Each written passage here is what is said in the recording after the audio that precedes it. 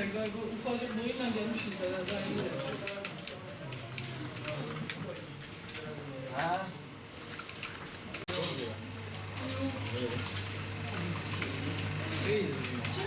Çocuklarda teknoloji bağımlılığı genellikle bilgisayar, tablet, cep telefonu gibi araçların çocuklar tarafından uzun süreli kullanımlarıyla birlikte, kontrolsüzce kullanımlarıyla birlikte günlük işlevlerine zarar verecek, okul başarılarını düşürecek, aile ilişkilerini bozacak, fiziksel olarak çeşitli ağrılara sebep olacak şekilde kullanımı ve bu kullanımının çocuğun günlük hayatına, işlevlerine zarar vermesi anlamına geliyor aslında. Bağımlılık kavramını biz çok psikolojik danışmanlar olarak çok fazla bağımlılık kavramından ziyade sağlıksız internet kullanımı olarak tanımlıyoruz. Çünkü bağımlılık tanımı çoğunlukla psikiyatristlerin verdiği bir terim.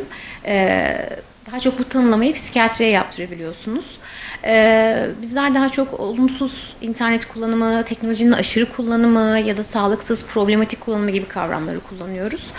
Bunlar ne gibi şeylere yol açıyor? Çocukların bu tür cihazları, dijital cihazları, teknolojik cihazları aşırı kullanımları ve kontrolsüz kullanımları sonucu çocuklarda işte yalan söyleme davranışının artması, ne kadar kullandığı ile ilgili olarak akademik başarılarının, ders başarılarının düşmesi, arkadaş ilişkilerinin, aile ilişkilerinin bozulması, yemek alışkanlıklarının değişmesinden tutun da duygu düzenleme ile ilgili güçlüklere kadar kendini birçok geniş perspektifte gösterebilir bu davranışlar. Evet, edebiliyor. Bu okul öncesinden itibaren de başlıyor aslında. Bugün günümüzde mesela çocuklarda dil ve konuşma ile ilgili bozukluklar çok sık görülmeye başladı. Bununla birlikte sürekli olarak ekrana maruz kalması, özellikle küçük yaşlarda 0-2 yaş grubu çocuklarda ekrana sürekli maruz kalması, sürekli olarak ekranda bir şeyler izlemesi çocuklarda bu tür bozukluklara sebep olabiliyor. Konuşma geriliklerinin yaşanmasına sebep olabiliyor. Otizm denmese bile otizmle çok karıştırılıp aslında ekran otizmi deniyor bunun diğer bir adı. Ekrana bağlı, yani aslında gerçek bir otizmi temsil etmiyor. Ekranın çok uzun süre maruz kalan çocukların zaman içerisinde konuşma bozuklukları göstermesi, yani konuşmaya geç başlaması, konuşamaması ya da şöyle bile olabilir, hali hazırda konuşan çocuğun konuşmamaya başlaması, artık susmayı tercih etmesi de görülebiliyor. Her yaşta farklı etkileri var. Mesela çocuklar duygu düzenleme ile ilgili güçlükler yaşayabiliyorlar, duygularını ifade edemiyorlar. Bunlar da çok fazla görülüyor. Aile ilişkileri giderek bozuluyor, anne babalarına karşı öfke nöbetleri vesaire görülebilir. Akran ilişkileri bozulabilir. Yalan söyleme, yani ne kadar süre ekranı kullandığı ile ilgili olarak, örneğin o gün ekranı çok uzun süre kullanmıştır ama annesi sorduğu zaman ne kadar kullandığına ilişkin olarak çok az girdim, işte 15 dakika girdim, yarım saat internete girdim gibi yalanlar söyleyebilir. Burada çok önemli bir nokta var. Bu günlük işlevlerini bozucu noktaya gelmesi. Yani bu çocuklarda da yetişkinlerde de aslında benzer. Ne zaman ki işte bir yetişkin olarak da düşünebilirsiniz bunu. Okula gitmek istememe, ders başarısının düşmesi, ilişkilerin bozulması, yetişkin için düşünün. İşte artık konsantre olamama, motivasyonun düşmesiyle birlikte kendini gösteren bir yerde. Yani günlük işlevler bozulmaya başladığından itibaren aslında biz bu sağlıksız internet kullanımından bahsedebiliriz. Ailelerin tutumu en temel belirleyici aslına bakarsanız burada. Çünkü küçük yaşlardan itibaren çocuklar ekrana maruz kalıyorlar. Çoğu zaman aileler mesela yemek yedirmek için ekranı çocuklarına verebiliyorlar. Ya da çok ağladığında susması için çocuğa verebiliyorlar. Ya da işte ekranı çok isteyip izin vermediğinde ve çocuk ağlamaya başladığında tamam artık sus, sana yeter ki vereyim telefonu diyerek aslında bu tür davranışları başlatmada çok etkili bir yerde. Sınır noktasında, yani aslında ekrana sınır koymak da çok önemli bir yerde. Hayatımızın her alanında olduğu gibi sınır koyamama, sürekli çocuğun telefonla ya da herhangi bir tabletle ilgilenmesi, bütün bunlar aslında ailenin takip edebileceği şeyler. Bir de burada ben şuna çok önemli üstünde durmak istiyorum. Ekran süresi çok önemli. Yani işte Dünya Sağlık Örgütü'nün belirlediği bazı ekran süreleri var. Örneğin 0-2 yaşta 0 ekran gibi. Sonrasında böyle kademeli olarak artışlar var. Ailelerin şuna çok odaklandığını fark ediyorum. Ekran süresine çok odaklanırken çocukların izlediği içeriklere çok fazla odaklanmıyorlar. Yani şu anlama gelmiyor. Tabii ki de ekran çok önemli. Ne kadar süre çocuğun ekrana maruz kaldığı, ama çocuğa örneğin küçük bir çocuğa yarım saat ekran verdiniz ve onunla aynı odada değilsiniz. Çocuğu odasına bıraktınız, gittiniz, mutfakta işlerinizi yapıyorsunuz. Ancak o yarım saat, evet ya bugün ben çocuğuma yarım saat ekran verdim diyerek içinizi rahatlatmak için bir sebep olmaz.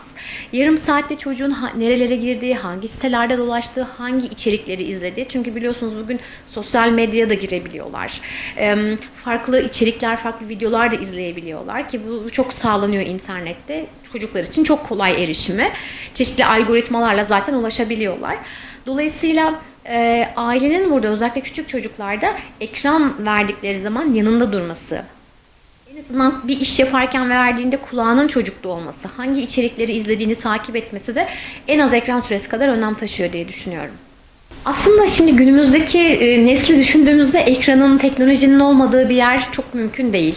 Yani kendi açımdan düşündüğüm zaman benim neslim böyle tam ekranı hem tabletlerin, bilgisayarların çıktığı ama aynı zamanda olmadığı bir nesildim ben. Yani hem bunların teknolojinin yaygın olmadığını da gördüm.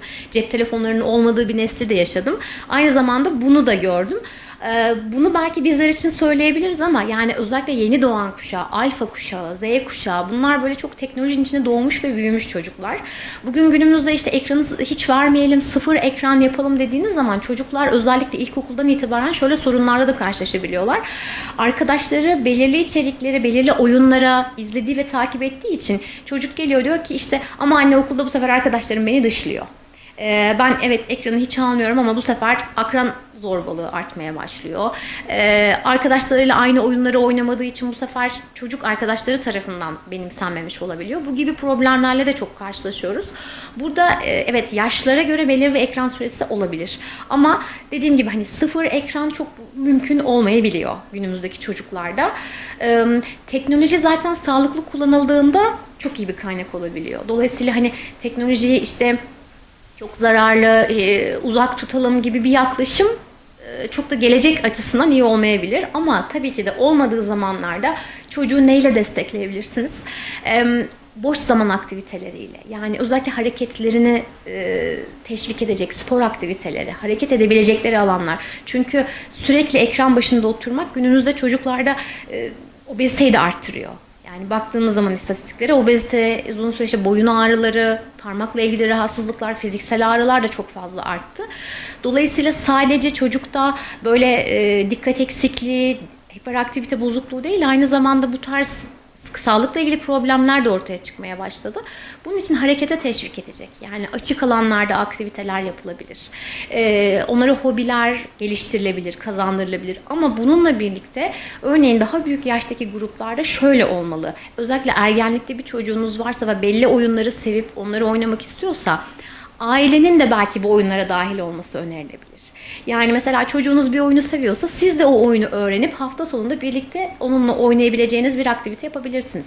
İnternet oyunları üzerinden, video oyunları üzerinden siz de öğreneceksiniz. Yani işin aslı bu aslında. Yani aileler ya işte bizim nesilde yoktu, bırakalım gibi değil de ya da şikayet etmenin ötesinde evet bir internet oyunu mu var, bir video oyunu mu var onu da öğrenip ergen çocuğuyla birlikte o oyuna dahil olabilir, birlikte oynayabilirler, yarışlar yapabilirler.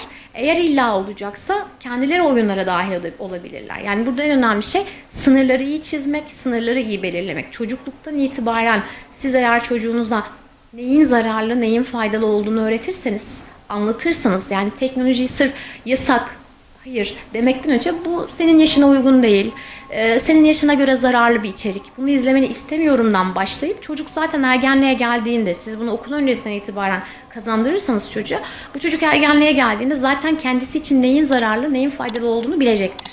Teşekkür ederim.